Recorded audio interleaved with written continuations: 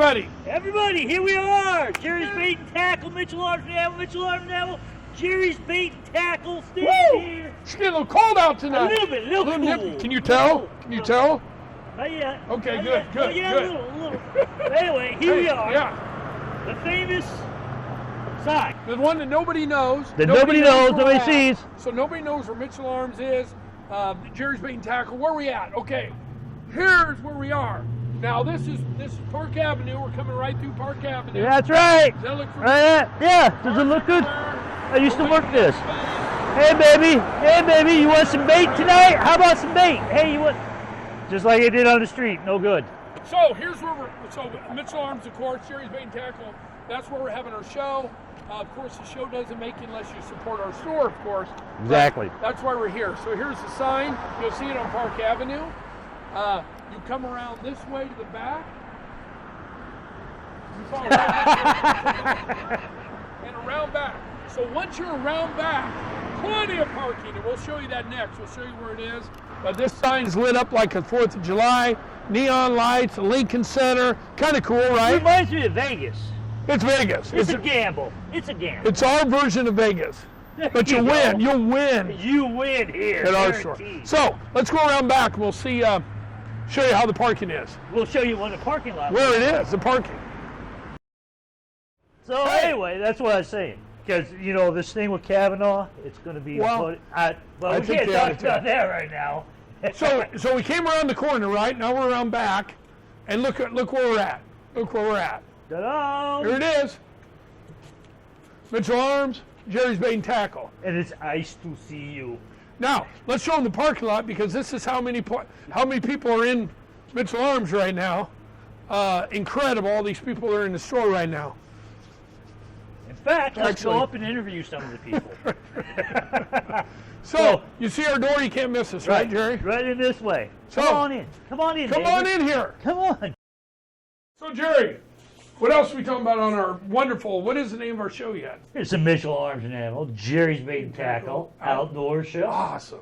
Fits on a. We were outside a little bit ago. A little bit. We was. And but hopefully now we can get out some more. I want to do well. If we'd had Dan in here, Dan just left, but Dan killed a deer over in Illinois. Killed two deers with a crossbow. Should I say that? No. No, you can kill one. One.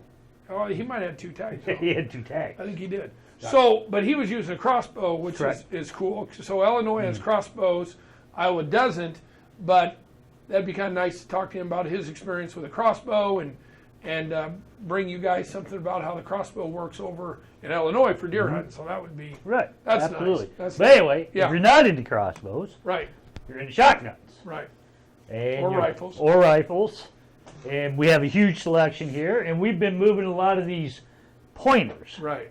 Now, what's so are these like new on the market, or has it been 5 years? How long have they been Well, we hooked up with a new supplier, and these, they distribute and bring in pointer shotguns. These are from Turkey. Real high quality, Turkish made. They're not for shooting turkey. You can't shoot turkey. You can shoot turkey. You should aim with that. Right. They're Turkish made, really high quality pointer. The best part is the price. They're awesome price. Wonderful shotgun pointer. One of our distributors, the ones that distribute Howa and actually Citadel, have brought in these pointer shotguns. I'm glad I can be so helpful during this segment. Well, thank you, sir. So here's, with deer season starting too, remind you, and we talked a little bit about it last time, and I showed you guys there's 450 Bushmasters. So they're available. We have the 450 Bushmaster uppers. They go on the lower, so that's for deer hunting. You can use that straight wall cartridge for deer hunting this year coming up. Put it on AR, use a semi-automatic 450 Bushmaster, and take down a deer. So that's a good start to your deer season. There you go. Okay, so another topic I want to hit on is black powder. So I don't claim to be an expert at all things. So I just play an expert on this TV show, but I really don't know a lot about everything here. But Jerry does. I don't. Jerry knows more about fishing, but he plays. Like he's a pro too, but I guess you do fish. So if you fish, you're a pro. If you shoot a gun, if they pay you for it, you're a pro. So I am a pro at all. There you go. Black powder. So this is a section we added. We really don't have a ton in right now. We generally carry 2 to 4, 5, 6 black powder guns. All the accessories, black powder, pellets, bullets, ramrods, everything you need for your black powder. So that's over here too. Come in and see us on that. So being here on the Mississippi River as we are, we're only situated, I can take a stone and throw it and hit the river if I really wanted to. Probably not. But we have a lot of walleye, and I pay attention to the walleye guys, okay? So with that, I have your jerk baits, I have your dive baits, I have your swim baits, I have every kind of hard bait that you think you can imagine to have, I've got it. I mean, I've got Bandit, I've got Strike King, I got Berkeley's, I got the Bombers, I got the Rebels, we have it all. So if you're after them footballs, that's what they call them up north, come on in, check us out, see what we got. So another hot thing going on is crossbows. So I don't know where he got all these crossbows. I think Dan ordered them all in. We'll talk to him later, but as long as we're selling them, I guess I don't care. But we got a lot of crossbows. We're selling them. Crossbow is popular in Illinois now for deer hunting. I feel, I kind of maybe think that it might be coming to Iowa, but I'm not sure. But you can, if you get a special license or a permit from the DNR, you can hunt deer with crossbows. So in the meantime, they're a hell of a fun deal here. I mean, you shoot these crossbows, they come out at 350, 375 feet per second, like shooting a rifle. Very accurate, very fun. We got tons of crossbows. We're a PSE dealer, Big Ten dealer, not Big Ten.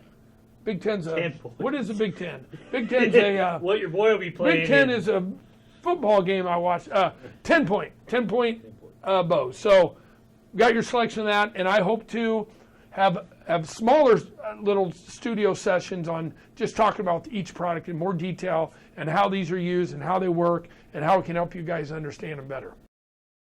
So now we're at Jerry's Bait and Tackle. How do we get to Jerry's Bait and Tackle? We were just at Mitchell Arms and Ammo. Well, you take a left. No, it's all one the big same show. store. It's in here. Anyway, we're at my desk, and it's that time of year where we're into what's called fall turnover. Now, you know what Turnover. What turnover Is that when you are renting an apartment and then you leave it, and you're turning over and new people come in? I thought you were going to say a pastry with some nice. Oh, that is on a, top. wow. That is. I think that could be a popover. That could be but a. no turnover. When we talk about turnover, as far as everybody says fall turnover. Okay. What that means is your lake is turning over. Now, what does that actually mean? Well, there's actually 4 different seasons on a lake. Now, everybody is familiar with fall turnover, but there's also a thing called spring turnover. Okay. Okay, and then you have winter and you have summer.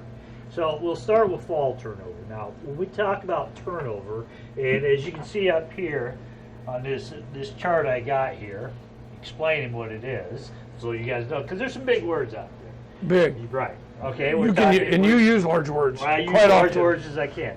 Okay. Explicably. Explicably. But anyway, when we turnover is basically the warmer water sits on top after we got through with summer. Now we get cooler nights, so we don't have the sun heating up the water. So what happens is the water up here that was 85 degrees all summer long, and you got water down here that was 65 degrees that stays down there. Now this water is cooling off, and once it passes 65 degrees, say it gets really cool at night and it turns 60 degrees, that cooler water is going to trade place with the water at the bottom that was 65 degrees. Now a lot of people think, well, fall turnover just happens once. No. Turnover keeps happening and happening and happening until the water reaches 39 degrees.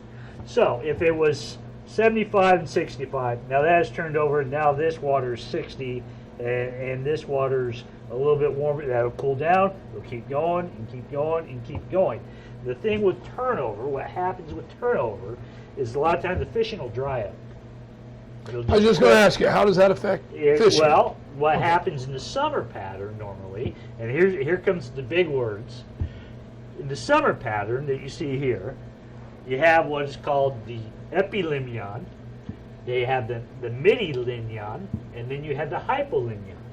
What that is are the different areas of the lake that are stratified, which means there's different layers. There's just fancy words for saying warmest, middle, coldest.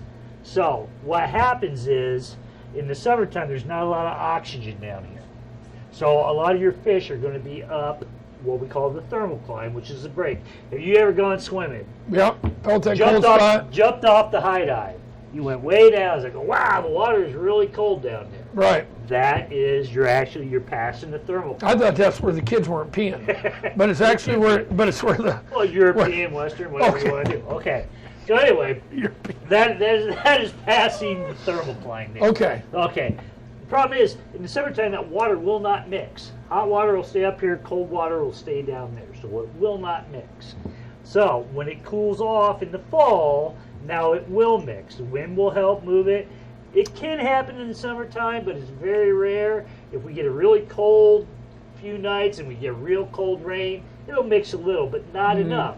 And when it's down there in the bottom layer of it, there's little to no oxygen. So the fish ain't going to hang down there. You know? It'd be like you or me up in the airplane, they shut the oxygen off. Oh, this is uncomfortable. I don't want to be down here. So they'll hang on the thermocline all summer long. Now that the water is turned over, now the fish can go deeper in the water, down lower. It kind of screws them up for the first couple days. Right. The other thing that happens in turnover is that any kind of vegetation or decaying matter or bugs or whatever fell into the water and died has been down there on the bottom. The oxygen there's very little oxygen, so it doesn't decompose. Right. Now it's bringing all that stuff up. It can be nutrients, whatever. Dead plant matter is coming now up to the surface because it's riding that warm water up. So that's where you'll get the smell. Right. What does it smell? What's all this brown gunk on top of the water?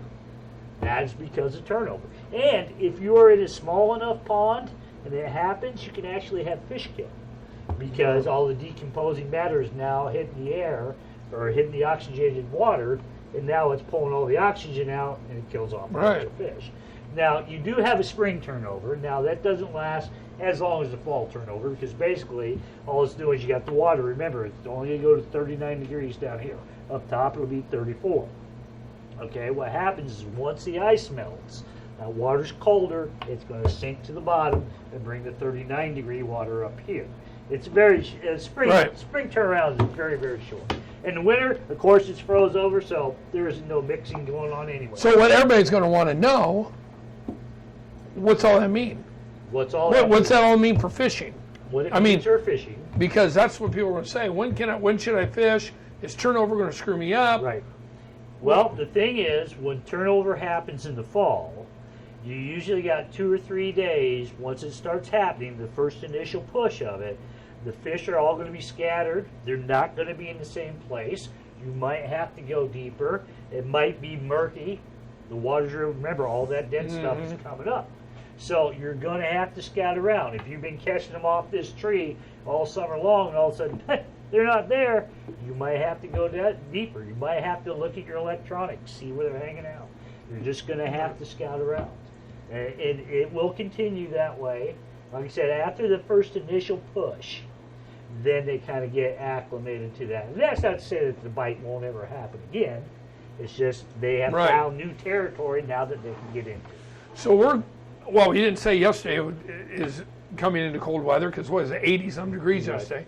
But now we're getting into 50, 60-degree weather. So what happens now with fishing? What are they doing? Because I'm not a fisherman. I mean, I play one on the radio. But where are people going now? What are they fishing for at this time of year? Well, this time of year, people are still after what's called the fall bite. This is where the fish are trying to fatten up before winter comes on. And believe me, the animals are more in tune to what, type of weather is So do you fish the exact same way you did now? So if you go up for catfish? You'd fish a little bit deeper. Okay. You really wouldn't change your baits up a whole lot because, like I said, they're fattening up. A lot of guys will change to walleye because walleye are more suited for colder water. Okay. Still crappie will be the big bite. Catfish will still bite. I mean, the fish will still feed. Okay. They don't just not. But in the summer and those spawning and all that's the hot times. That's where everybody's sitting. Why it's hot is because they all move up shallow to spawn. Got it. Spawn's long over. So now we're just now in they can be in the depths. They can be finding new territory. They can be scouting out where I'm going to hang out for the winter. You know. So it's not going to be crazy now. It's just going to be good. If you find the right spot. Right. You Yeah. If you find the right, if you find the right structure where they're hanging. A lot of it is searching out these new territories. Like I said, this is where your electronics will be helpful. So is there more or less food in the winter? When Is it gets there more or less food? No, you got to remember their habits are going to change because of their metabolism. The water's going to slow them down. So fish will slow down. Fish will slow down because their metabolism doesn't need to be that strong. They don't need to be a voracious eater. You know, they can go a week, 2 weeks without eating. Mm-hmm. But they still eat, but they slow down. Their metabolism slows down. Ice fishing's good. You know, on the right days, you will find bluegill, right? You know, catfish. You'll find that, but they're just not as aggressive as they are in the warmer water. All right. So, and walleye will turn on because it's colder water. Those will turn on. Catfish will slow down. You know. Right. I don't know where to end this. Got it. We're done. Let's stop it right there. So again, Jerry, we're doing our unlive show. Recorded. But eventually we will be doing this live on Thursdays. Right. For now, we're going to record it and stream it to you guys. We'll put it out there. We'll put it out there on Facebook. We'll get a YouTube channel. Right. All that stuff going. Problem is, we can't really do it right now because, just like the doctor says to me, I ain't got enough fiber. Right. We don't have enough fiber here. For you people that don't know, that aren't in the Muscatine area, the big push is for fiber internet. Right. And we've tried doing it, and until we can get our upload speed, it just Yeah, we need to get our speed increased for a live show. Right. And we'll work on it. We'll do that. Right. But in the meantime... But we were talking about this earlier, and I think it's a good subject too. I mean, besides me being a professional contractor, you being an insurance guy. Right. You know, we have this, but we still have professional lives outside of this.